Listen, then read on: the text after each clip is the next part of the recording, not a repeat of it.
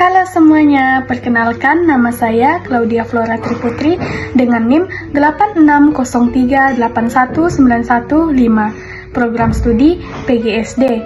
Di sini saya akan menjelaskan materi tentang hubungan timbal balik antara filsafat ilmu dan pendidikan.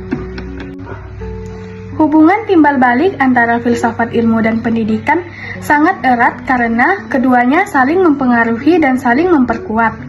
Filsafat ilmu menjadi dasar dalam memahami hakikat pendidikan, sedangkan pendidikan menjadi sarana untuk mengembangkan dan menerapkan pemikiran filsafat ilmu dalam kehidupan nyata. Materi yang pertama, filsafat ilmu mengamati dan memperkuat eksistensi, keilmiahan, serta nilai-nilai dalam ilmu pendidikan. Filsafat ilmu membantu pendidikan memahami hakikat keberadaan ilmu melalui 3 kajian utama, yaitu ontologi, epistemologi, dan aksiologi. Yang pertama, ontologi, yang membahas apa yang menjadi objek kajian pendidikan. Dalam pendidikan, ontologi menjelaskan bahwa manusia adalah makhluk yang memiliki potensi, akal, moral, dan karakter yang harus dikembangkan melalui proses belajar. Yang kedua, epistemologi, membahas bagaimana ilmu pendidikan diperoleh dan dikembangkan. Pendidikan tidak hanya berdasarkan pengalaman, tetapi juga menggunakan metode ilmiah seperti observasi, penelitian, evaluasi, dan pengembangan teori pembelajaran.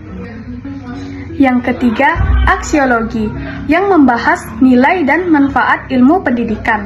Pendidikan tidak hanya bertujuan mencerdaskan peserta didik, tetapi juga membentuk karakter, moral, dan tanggung jawab sosial.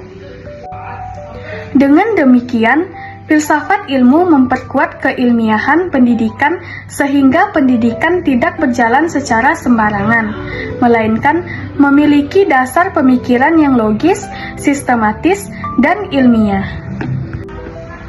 Materi yang kedua, tentang pendidikan yang bermakna dan bernilai turut memperkuat perkembangan filsafat ilmu.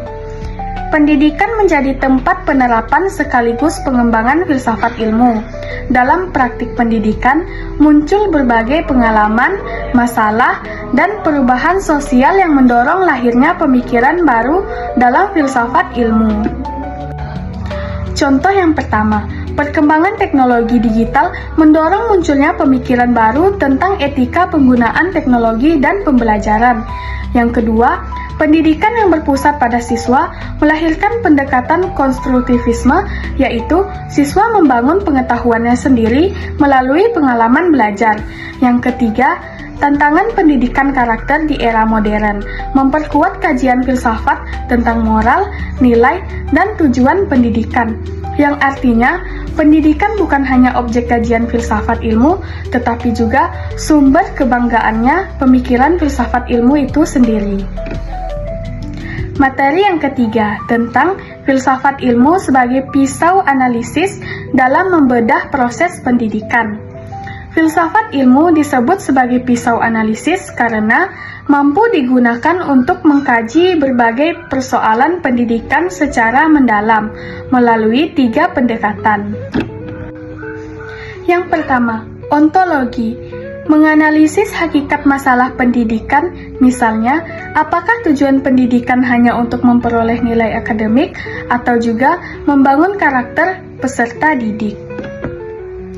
Yang kedua, epistemologi, menganalisis secara memperoleh pengetahuan dan metode pembelajaran.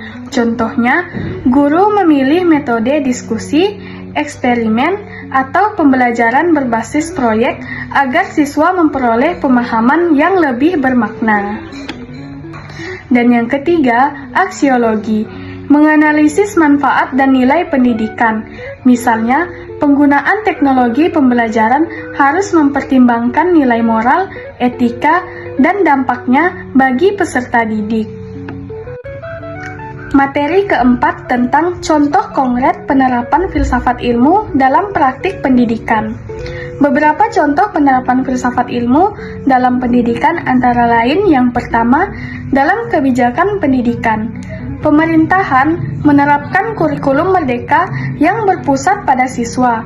Kebijakan ini didasarkan pada pandangan filsafat humanisme dan konstruktivisme, yaitu peserta didik diberi kebebasan mengembangkan potensi, kreativitas, dan kemampuan berpikir kritis. Yang kedua, dalam kurikulum. Penyusunan kurikulum tidak hanya menekankan aspek pengetahuan, tetapi juga karakter, keterampilan, dan nilai moral. Hal ini menunjukkan penerapan aksiologi dalam pendidikan. Yang ketiga, dalam proses pembelajaran, guru menggunakan metode diskusi, observasi, dan pemecahan masalah agar siswa aktif mencari pengetahuan sendiri. Pendekatan ini sesuai dengan epistemologi yang menekankan proses memperoleh ilmu secara aktif dan ilmiah. Dan yang keempat, dalam evaluasi pendidikan. Penilaian tidak hanya berdasarkan hasil ujian, tetapi juga sikap, keterampilan, dan proses belajar siswa.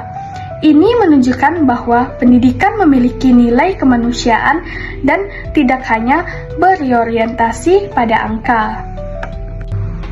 Filsafat ilmu dan pendidikan memiliki hubungan timbal balik yang saling mendukung. Filsafat ilmu memberikan dasar pemikiran yang logis, kritis, dan sistematis bagi pendidikan. Sedangkan pendidikan menjadi sarana penerapan sekaligus pengembangan filsafat ilmu dalam kehidupan nyata.